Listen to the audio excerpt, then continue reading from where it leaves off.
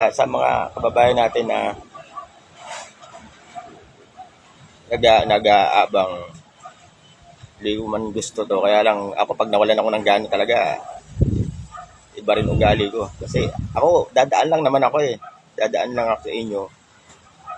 Nababitbit ko sa ginagawa kong paglalakbay. Bitbit natin yung bandera natin para sa pag-a-attempt natin ng isang world record, Batanes to Hulo na lakad.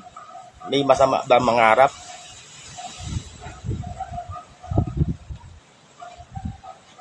Ayun, masakit dun eh. Yung wala ka namang ginagawang masama. Tumutulong ka pa sa turismo. Ang dami ko ng mga pinintahang lugar na pinopromote natin ang ating turismo. Kasama sa ginagawa kong sa paglalakbay ko yan. Tapos ganito mangyayari sa atin.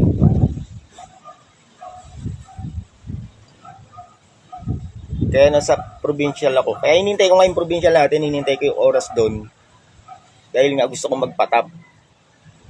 Kasi lagi ko naman talagang ginagawa yan eh. Pag kakausap ko na yung head ng tourism natin, yan kasi kaagapay ko rin. Pag nakausap ko na yung head ng tourism natin, mas madali na para sa akin ang maglakbay. Kasi isang tap niya lang sa lahat ng mga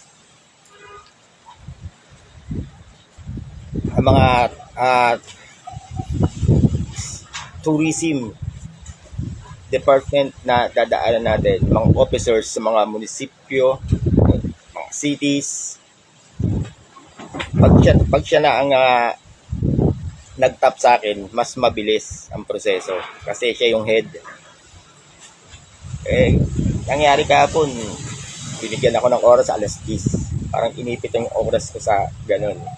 Hindi naman ako pwede na gano'n alas 10 ako aalis. Kasi pag nagkita kami ng alas 10 ng umaga niyan, mag-uusap pa kami niyan, magpapaliwanagan pa kami niyan, magtatagal pa yung oras namin diyan. Ang layo ng lalakarin ko.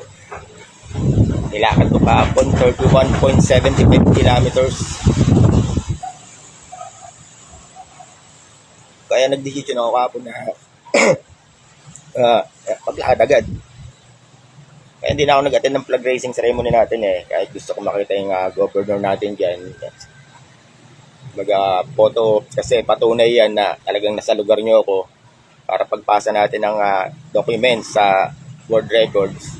Patunay talaga na nandito ako sa lugar nyo. Andyan yung date, andyan yung photo ops, andyan yung kilometers, andyan yung steps.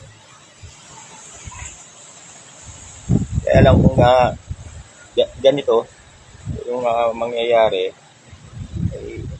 madali, sabi ko nga, madali akong kausap eh. Madali lang naman din akong makisama at madali rin akong pakisamahan. Pero pag nakita ko ganyan,